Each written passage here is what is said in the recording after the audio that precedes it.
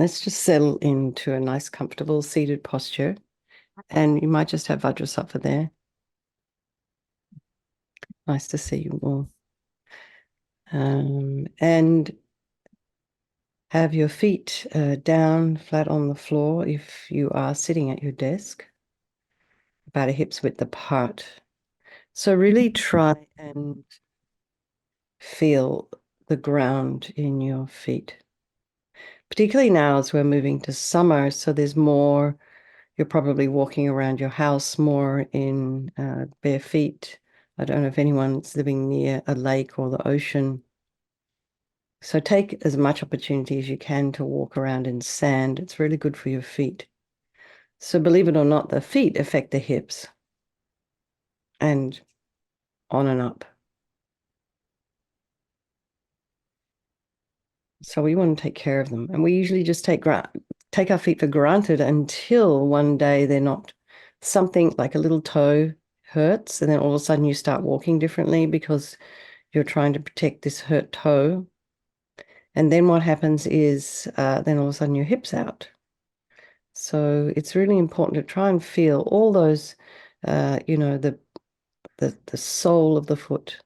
You can probably feel the side of the foot, and then your toe pads, the big toe mound and the little toe mound. So that's those two areas across the top part of the foot. And there's a whole system in your foot in reflexology of, connections to different organs in the body. So our feet are precious.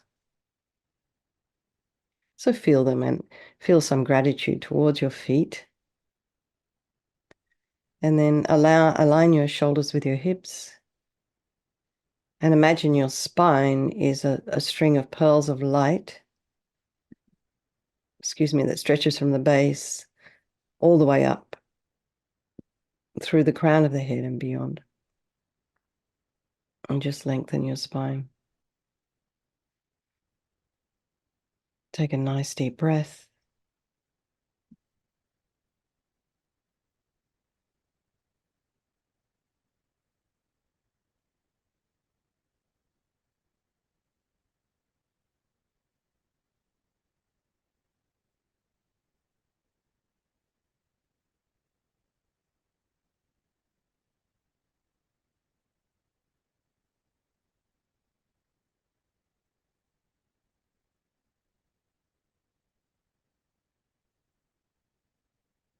And just feel yourself settling. So maybe there are people in your home, in your environment. So just allow all those sounds, people making breakfast, people making coffee, whatever activities are going on in your home right now. And just notice the sounds, notice how your conscious mind takes them in, goes off to investigate, and then just very gently just bring your mind back and allow the sounds to just kind of defocus in a way, I guess. And then bring your attention to the mind and just notice what's arising in the mind.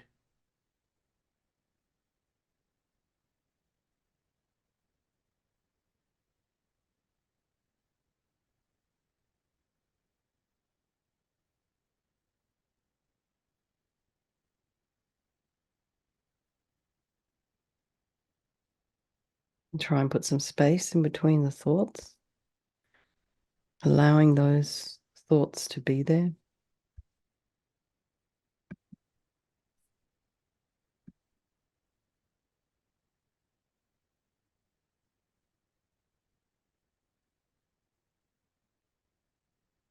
So try not to follow the thoughts. Just see what's there. Allow it to arise. Maybe you're reflecting on the conversation you had yesterday. Maybe something's happening this weekend. Your mind's drifting off towards that.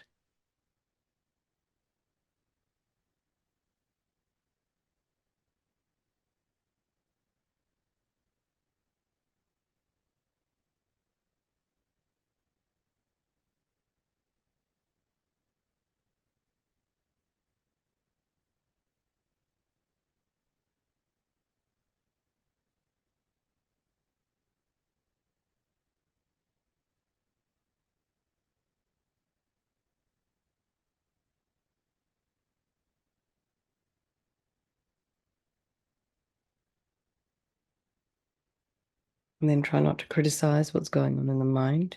Just allow the thoughts to arise and abide. And then just to let them go. And it's almost like you're letting them go by not following them. And then, just watch more like an objective observer.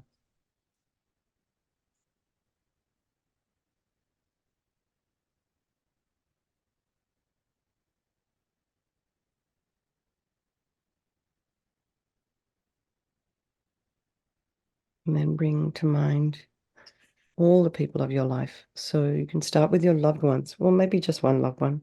If it's too many people to think about, just think an example of a loved one, a friend, your best friend.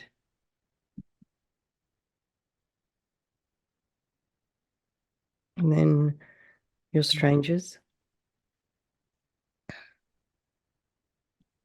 And then those people you don't like so much.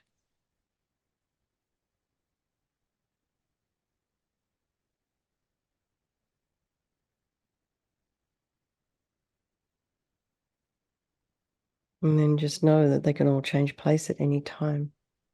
This friend, this one you don't like, and this stranger. And they're equal. They're all equal. Regardless of how we feel about them, they are actually equal in their wish to be happy, their wish to be free from suffering and having this extraordinary capacity for Buddhahood. So we'll do this meditation on Chenrezig this morning for the benefit of all these people of our life and for all the sentient beings. All right. So here's our Chenrezig. So today, a number of you, I don't know how many, will be starting a highest yoga tantra teaching practice, ending with an empowerment or initiation.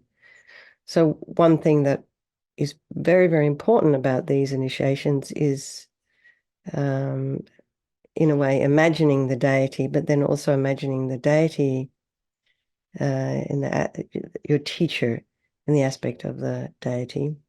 So I find all these simpler, so to speak, meditations extremely helpful in almost training our mind. This is not too many arms and implements and bits and pieces to think about. So, we have a nice simple visualization and, not too many arms, only 4 here. But you can imagine this Buddha with, you don't have to have all those ornaments and all that fancy painting and bits and pieces. So just take a look at him and then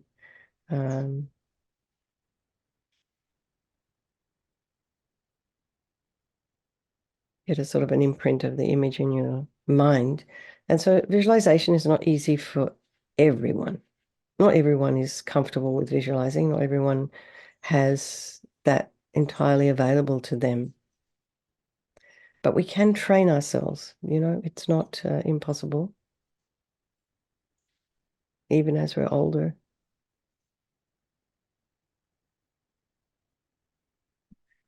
So imagine space is filled with all of those people of your life. And then all of sentient beings. And so I was, up here in the forest, out of my right ear, I'm hearing a ton of birds because they're at the bird feeder. And these birds are nesting now. So all these birds. And then in certain times of light, I can see when I look up, there's just hundreds and thousands of insects, different kinds. And now it's spider season, so I keep finding spiders everywhere in the cottage.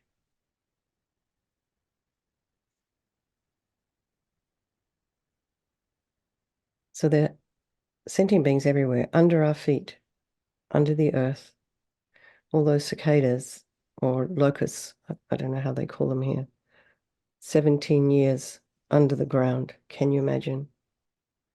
Out for half a day or a day looking for a mate, and then they die. That's it. So all of these insects, all of these sentient beings are serving a purpose on our planet. Some people regard them as pests, but actually every single one of them is serving a purpose of some kind. No matter how big or small, they're all part of the chain of life. So they're all important. They're all equal, no matter how tiny. So imagine space above, the eagles flying very high above, and all the locusts underneath the ground, the worms, all the little other kind of bugs. And then the burrowers, the moles, and the rabbits.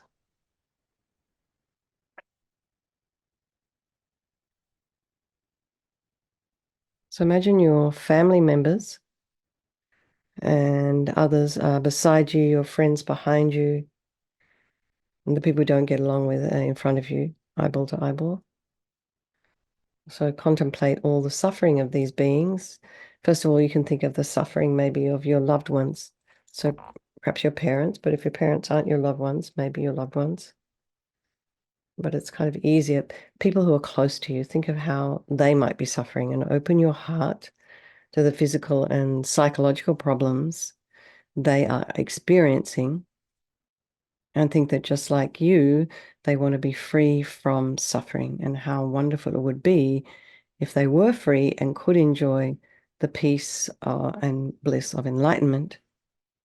And then think of the people that you don't like much or have hurt you, and imagine their suffering, so their physical pain and discomfort and feelings of loneliness and insecurity and fear and dissatisfaction.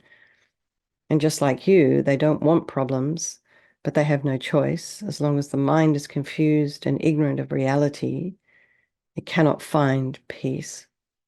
So open your heart to these people for whom normally you feel irritation or anger. And now expand your awareness to take in the troubles and pain of other human beings and of animals. Whoever has uncontrolled mind necessarily has suffering. So remember that the suffering and the happiness and unhappiness and pain, these are mental experiences, and they're impermanent and they're changeable. And they're often arising because of misunderstandings, confused emotions. Once the cause, ignorance, has been eliminated, the delusions will disappear. But we have to work on ourselves. We've got to work on our own minds. We've got to deal with our own misconceptions, our own negative energy, and develop gradually a correct understanding of the way things truly exist. And so this practice we do in the evening, the Vajrasattva practice, is really, really helpful in guiding us in a practical way to work on this issue of trying to make inroads into our delusions. And it takes time. So visualize above your head, facing the same way as you, at Chenrezig. And we really want to do this practice to become enlightened so we can help others. So keep that in mind. So you can imagine Chenrezig is also, this is the mind of your teacher manifesting in this form for your benefit.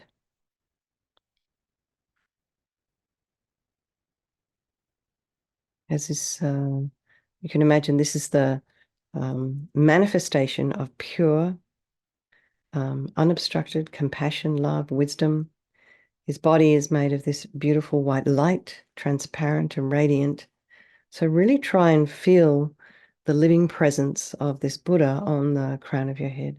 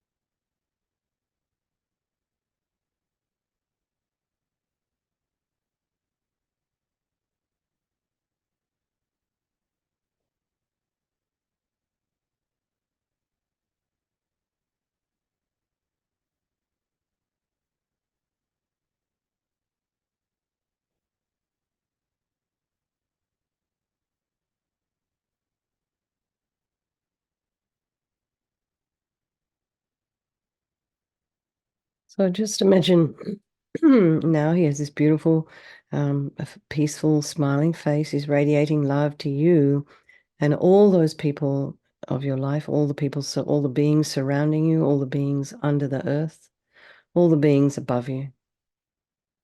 And he has four arms. His first two hands are together at his heart and hold a jewel that fulfills all wishes. His second two are raised to the level of his shoulders, the right holding a crystal rosary and the left a white lotus. And he's sitting on a white moon disc on an open lotus, and his legs are crossed in the full lotus posture, each foot over the opposite thigh, and he's wearing exquisite silks and precious jewels, like in the Royal Indian style, all over his body, the jewelry. The silks are kind of light and floating. But this whole image, this whole visualization above the crown of your head is light, radiating light. So hold your awareness on this visualization till it's stable, stay relaxed and comfortable and open to Chenrezig's serene energy.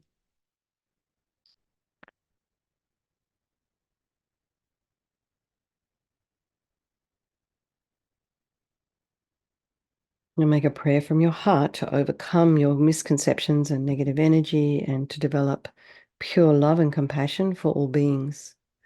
And so in this way, feel you're really connecting with your own true nature, your own highest potential. And in response to your request, Chenrezig, imagine very lovingly, very happily sends streams of white light, filling every cell and atom of your body. And it purifies all your negativities and problems, all your past harmful actions, excuse me,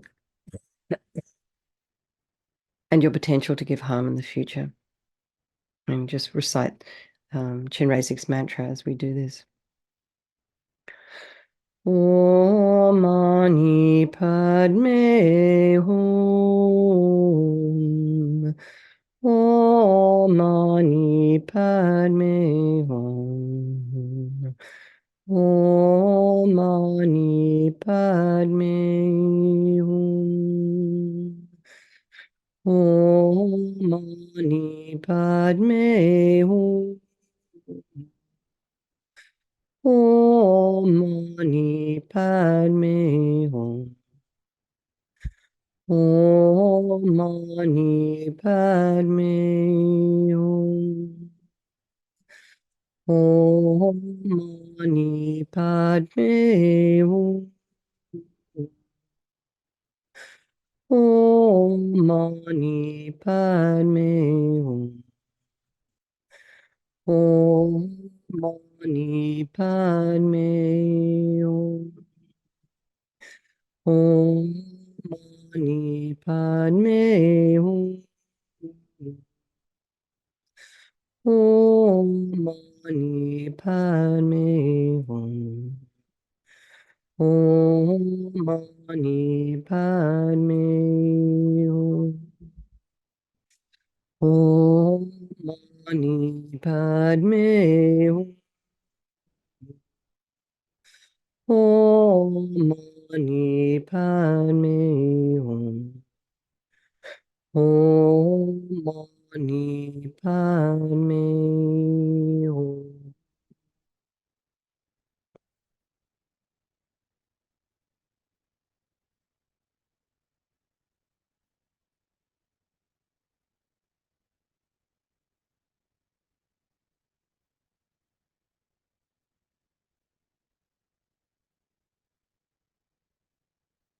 So now imagine light from Avalokita's heart, Chenrezig's heart, fills your body again, and this time with his limitless love and compassion, and your body feels light and blissful, and your mind peaceful and clear as we recite the mantra again. Om Mani Padme Hum. Om Mani Padme Hum. Om Mani Padme Hum. Om Mani Padme Hum. Om Mani Padme Hum. Om Mani Padme Hum. Om Mani Padme Hum. Om Mani Padme Hum. Om Mani Padme Hum. Om Mani Padme Hum. Om Mani Padme Hum. Om Mani Padme Hum.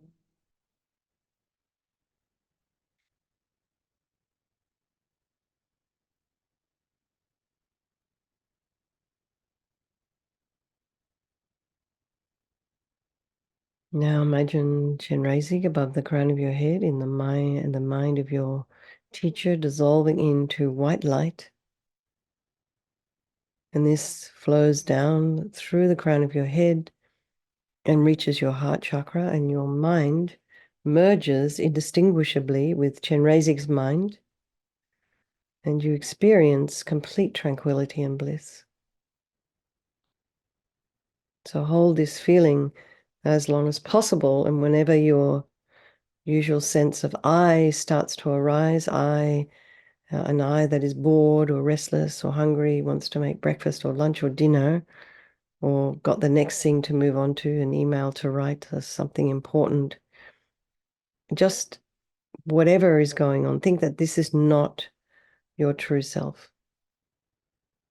And simply bring your attention back again and again to the experience of being one with the qualities of Chenrezig's mind, infinite love and infinite compassion.